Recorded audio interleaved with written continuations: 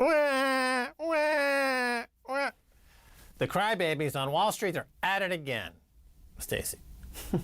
We've been talking about these crybabies on Wall Street, and we're here to basically send them to their room without dinner because they're nonstop crybabies. And I have a headline here to explain one possible explanation for what has happened to the repo market, because everybody's been asking about this for the last few weeks. What is going on there? Why is this overnight cash market? Why is it like why were banks no longer trusting each other, allegedly? Why did the overnight lending rate go to 10%? What's going on? And of course, the chaos in the repo market forced the Fed's hand, and that could have been the intention, according to Wolf Street. How the crybabies on Wall Street try to force the Fed into QE4. The repo blowout, whoever instigated it, comes in real handy. So Fed Chair Jerome Powell, his explanation on Tuesday and the FOMC minutes released yesterday were a bitter disappointment for the crybabies on Wall Street, the broker-dealers and banks. They'd expected a massive bout of QE, and perhaps some of the players had gleefully contributed to or even instigated the turmoil in the repo market to make sure they would get that massive bout of QE as the Fed would be forced to calm the waters with QE, the theory went. This QE would include big purchases of long-term securities to push down long-term yields and drive up the prices of those bonds these crybabies are holding or have bet on with derivatives. So apparently these crybabies, these primary dealers in particular, and there's 24 U.S. and foreign broker dealers and banks that haven't authorized to deal directly with the Treasury, they've been stockpiling $161 billion worth of longer-term securities. And they've been betting that the chump, you know, everybody's been asking who's buying these at such low yields when they're going to guarantee to lose money or negative in Europe. And well, they were betting on the Fed buying that toxic garbage off them. But no, Jerome Powell has announced that he's only going to buy T-bills. So they're shorter term, like under a year, mostly under 3 months. So he's going to, he's not buying the $161 billion yet from them. This is a fascinating history because, of course, being a broker is being an intermediary. You're matching buyers and sellers, to state it in its most rudimentary form. And I've been fascinated over the past 30 or 40 years with the emergence of the aggressive market maker, the aggressive intermediary. The aggressive market maker. Right.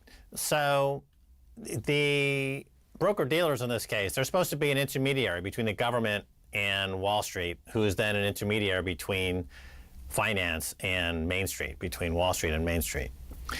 And instead of being a channel, a conduit to function as part of the plumbing of the finance market, they take it upon themselves to weaponize their role as intermediaries and to, as Warren Buffett called it, use weapons of mass financial destruction.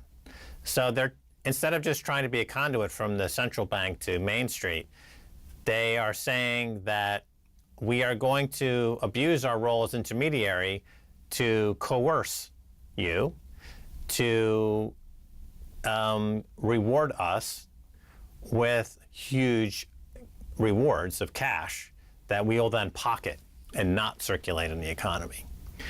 And this is a problem that's gotten worse and worse. We saw it in the 2008 crisis, where Hank Paulson went to Washington and got the TARP money. And when he didn't get it the first day, he instructed his minions on Wall Street to crash the stock market the next day. They did. Again, abusing their role as market makers to weaponize that role. And then the next day, Congress gave them the $750 billion, which became now 16 or 17 trillion. And so the ability of bankers who have weaponized intermediary market-making products to coerce government and to have the media on their side to bankrupt the economy has led to now the situation of extraordinary duress. So what he's saying, and in fact, I'm going to go into it in this quote here about what they actually were intended, why they caused the panic, because they hold $161 billion of longer dated Treasury securities. So they have $161 billion that they've been buying, and they were hoping to dump onto a bigger chump. And the bigger chump was the Fed. The Fed keeps on putting off introducing more QE4. They've been demanding it since last December. Remember when the stock market had the turmoil then? They've been demanding more QE, and Jerome Powell keeps saying no, no. He doesn't announce more QE. He's not buying more securities. The Fed's not buying more securities. So what happened is, according to Wall Street, primary dealers are funding their hoard of $161 billion Treasury securities in the repo market. These funding needs were putting pressures on the repo market. The Fed already said in its minutes for the July meeting before repo rates totally blew out in mid-September. But primary dealers could have sold a large part of those securities if they had wanted to. Prices were high and yields were low, a sign that there was heavy demand. But the dealers were holding out for even higher prices and even lower yields. And any heavy selling could have pushed up those yields and steepened the yield curve, very unpalatable for folks clamoring for rate cuts. So these dealers are sitting on a pile of Treasury notes and bonds whose prices they want to rise, and therefore their yields have to fall. Massive QE, where the Fed buys these type of Treasury securities, would have accomplished that. Right, so it's reverse armed robbery. So typically, if an armed robber goes into a liquor store and they put a gun to the cashier's head and says, "Give me all your money." Here, the bankers go to the Fed they're armed with exploding financial derivatives, and they say, "Take all my money. I want to stuff all my money into your cash register." Essentially, it's a reverse armed robbery. And the effect is not to create liquidity or to be a market maker. You just have it's a gang warfare. They're just gangs. Indeed, they are. They're playing with our financial system to extract a few pennies in profit on the 161 billion, pennies per every single dollar of the $161 billion in longer term securities. So the Fed, Jerome Powell, announced that they're going to buy Treasury bills. So T-bills are securities with maturities of 1 year or less, such as a 3-month T-bill. They do not have a coupon. Instead, they're purchased at a discount from face value and are redeemed at face value. The difference is the yield for the investor. Dealers, however, have not been hoarding T-bills. As of October 2nd, they were holding less than $7 billion in T-bills at the very low end of the 3-year range. So these crybabies were hoping for real QE with long-term notes and bonds, and all they got was a plan focused on acquiring T-bills on top of the new plan from a few months ago to replace longer-term Treasury securities and all mortgage-backed securities on the Fed's balance sheet with a mix that includes T-bills. Right, and of course, the only way they can effectively do this is through collusion. Now, J.P. Morgan is investigating now for RICO, for colluding and manipulating precious metal markets. And we've talked about it for 10 years. We demonstrated how they collude. They're involved in RICO. In a functioning economy, this wouldn't be possible what we just described, because there would be another bank would offer the liquidity, and they couldn't game the system like they are doing now, unless they're all colluding. So they're in chat rooms, or in anonymous chat rooms and private chat rooms, the various brokers at different banks, and they collude. They say, you're going to take it to the Fed, we're going to jam the Fed, whatever. And they extract wealth through racketeering. This is a racketeering crime. It would be great if the Justice Department followed up on the J.P. Morgan investigation and applied the same RICO statute to this RICO situation. If in fact Wolf Street is correct, it smells like it is correct. That would be another example of racketeering on Wall Street. No less a crime than any mafia racketeering crime or any other example of racketeering. It's anti-economic health. The problem in this situation is that most ordinary people think, well, I want interest rates to go lower. But what they don't realize is this is an ongoing private equity style heist. They're extracting all the equity for the past 40, 50 years of interest rates declining for the last 37 years down. They've been extracting equity the whole way down. And by the way, these games that they're playing of driving interest rates down and down and down, will Social Security be there for you? Status of the Social Security Trust Fund in fiscal 2019. So this is also from Wall Street, and you can connect it to these low interest rates because the Old Age and Survivors Insurance, OAS, SI Trust Fund, which does not include the Disability Insurance Trust Fund, closed the fiscal year 2019 at the end of September with a balance of $2.8 trillion, according to figures released by the Social Security Administration. This balance was up by $3 billion from September last year, but was down by $16 billion from September 2017. So this is the chart of showing you the trust fund balance. And as you see, it's topping out, despite the fact that there are more millennials than there were boomers, for example. So there is a huge insurgence into the jobs market of millennials. They are a vast pool of people contributing to Social Security, and these are being paid out. 63 million people are drawing Social Security, and 8 million are drawing disability benefits. But because of low interest rates, their interest income is down from something like 128 billion just in 2009, and it's down sharply now. And every single 1% decline in interest rates, they lose 28 billion in interest income to the Social Security plan. So this fight that everybody's been having over when Social Security goes bankrupt, as it were. The low interest rates are causing a lot of duress there. Right. This is where the Paul Krugman comment that debt doesn't matter because it's money we owe ourselves breaks down. Just look at the Social Security pot of money that's going now to bankrupt, is because of this mentality that debt doesn't matter. We can just go into debt forever. But the only way you can go to debt forever is by constantly lowering interest rates. The support was effectively a Ponzi scheme. And in the case of, let's say, Social Security that relies on that interest to pay out recipients, that is going to lead to a day when there is no more money to pay Social Security. So Krugman is wrong. He's patently wrong. And when he makes a statement like that, you have to wonder why he would be so obviously making such an obviously wrong statement, and it's quite troubling. Well, the balance, the trust fund balance, rose by 24% between 2009 and 2019, but interest income fell by 28% from 108 billion in 2009 to 78 billion in 2019. So the average interest being paid is 2.73%, down from 4.8% in 2009. Right. They would have to start to operate more as a hedge fund to buy and sell bonds, which then you're relying on the same people on Wall Street that have bankrupted Enron, WorldCom, WeWork, et cetera, and it's a losing proposition. But they can't because they don't buy marketable securities, so they're held to maturity, so that they have to by law. Right. So. All right, well, we're going to take a break. When we come back, much more coming your way.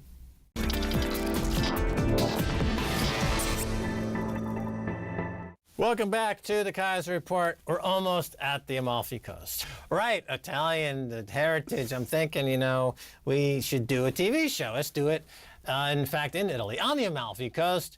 The Michael Pento, Max Keiser. It could be cooking the books in the Amalfi Coast. And we could cook the books just like in all the famous different ways bankers. Like, here's the way Jamie Dimon cooked his books. Here's the way Lord Blankfein cooks the books at Goldman Sachs. All the celebrity book cookers. We could have them right there. Anyway, welcome back. Thank you. Michael Pento of pentoport.com. He's a money manager. He's a guy who's been on this show many times, and he's got some very interesting insights into all kinds of things. Let me talk a little bit about one of your recent newsletters, Michael. It's called Gold.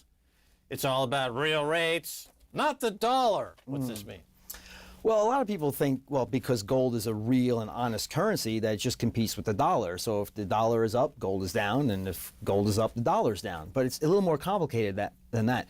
The primary factor that determines the price of gold is the level of real interest rates. So interest rates in a nominal sense can be rising, but as long as inflation is rising faster, real rates are going down, gold is in a bull market. And if nominal rates are crashing like they've been, the 10-year note was 3% a year ago, now it's 1.7%. Okay, that's crashing nominal yields. Yet, it might surprise even the Fed to know that core CPI is up 2.4% year over year. That's higher. When I went to school, I don't know the new math, but the new math might not agree with this. But the old math will tell you 2.4 is higher than 1.7.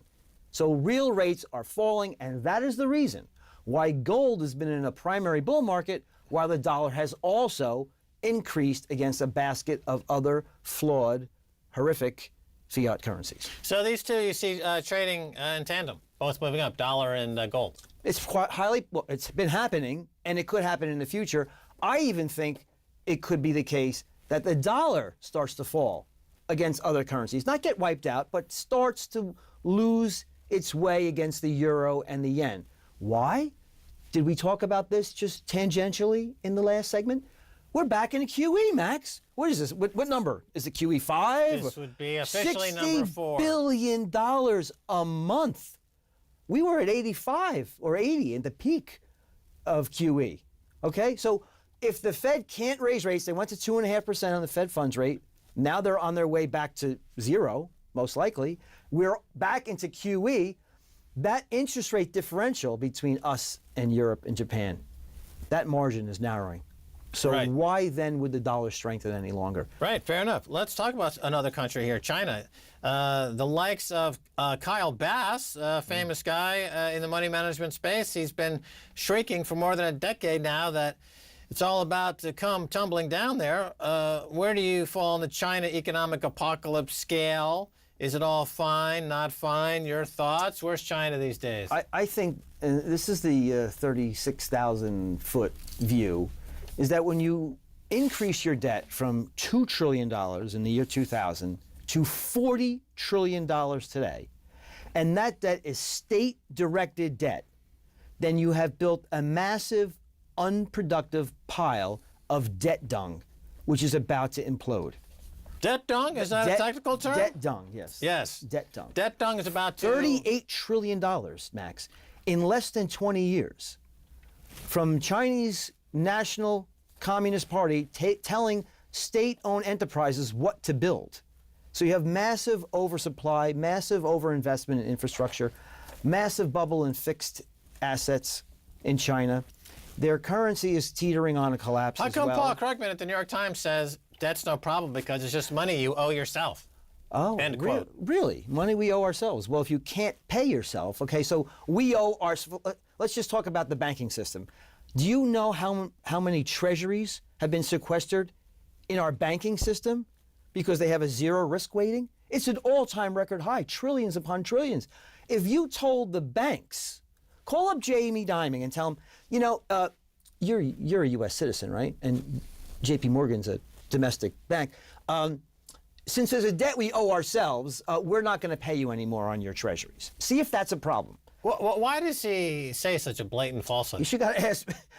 Maybe because he's a Keynesian liberal. I don't know. I mean, I don't want to offend anybody, but I don't know. Well, I've never met Paul Krugman. One of the obvious I don't corollaries know. there is that the only reason that you can ignore the debt is if you keep jacking rates lower through this quantitative easing and manipulating the interest rates lower, which is almost the definition of a Ponzi scheme. And it would be great unless things like Social Security are not going to go completely bankrupt. They're going to go bankrupt, and all those programs, all the debt, it's all going to go bankrupt. That's a problem. Max, in the future, like for the next generation. It's a problem now, Max. You know, Japan peaked in 1989.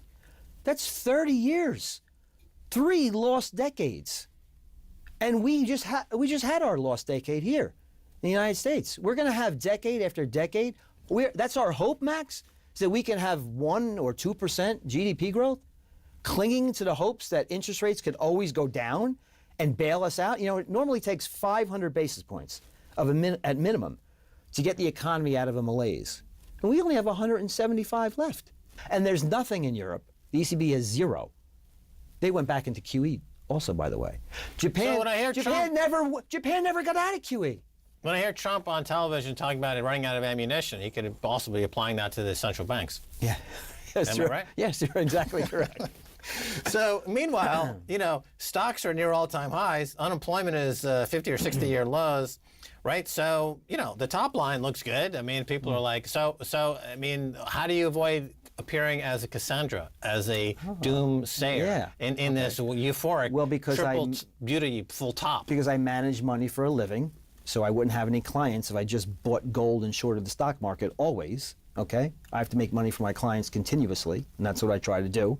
And I have a track record that, you know, anybody can vet if they would like. Okay. The Da Vinci of money managers. But here's the thing. Here's the thing. Yes. I have gone on record saying this. This charade can last until one of two things happens.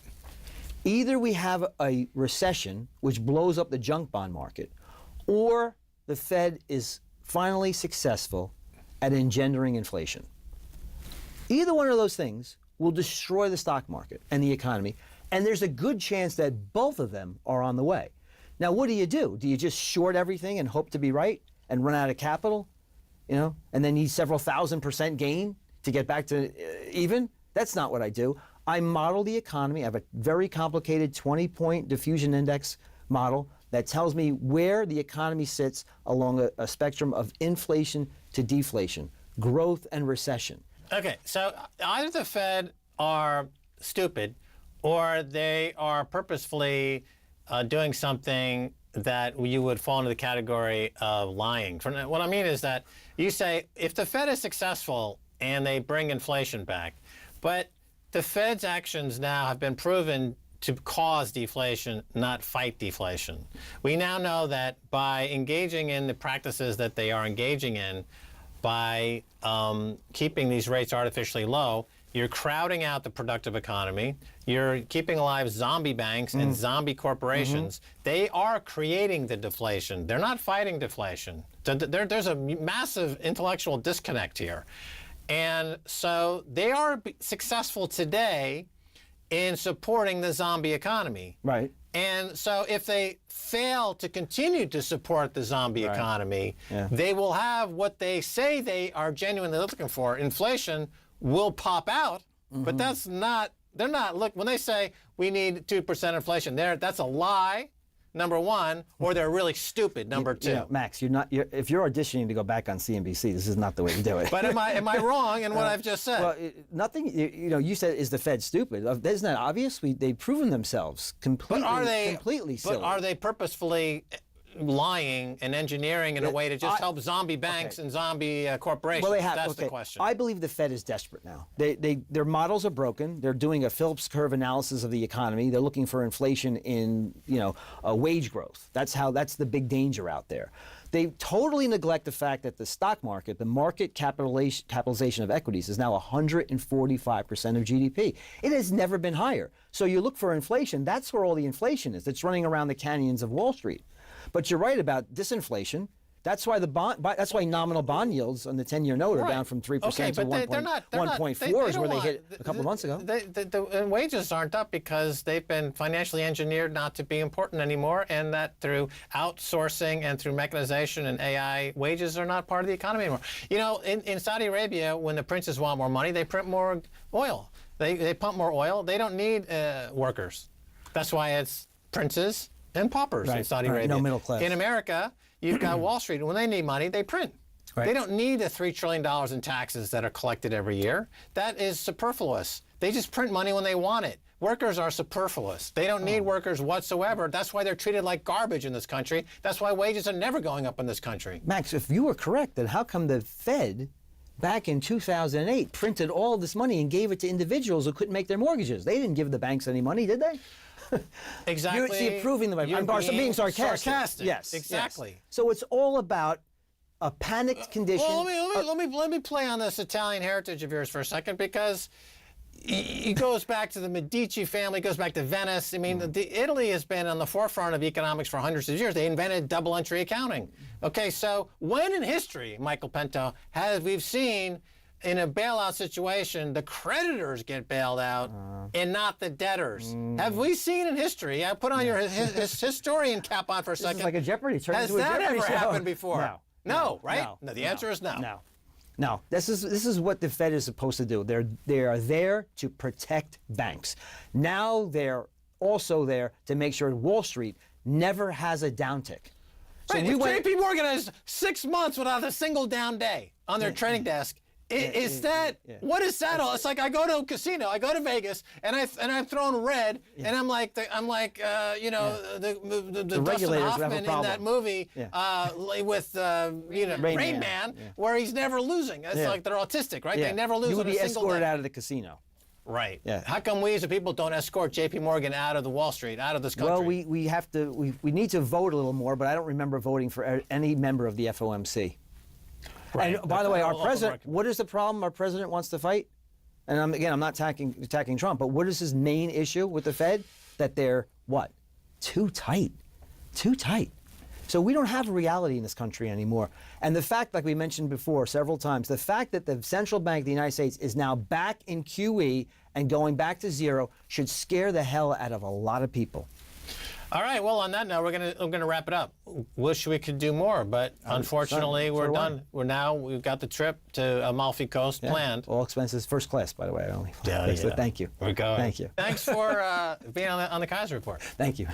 Well, that's going to do it for this edition of the Keiser Report with me, Max Keiser, and Stacy Herbert. I'd like to thank our guest, Michael Pento of pentoport.com. If you want to reach us on Twitter, it's Keiser Report. Until next time, bye, y'all.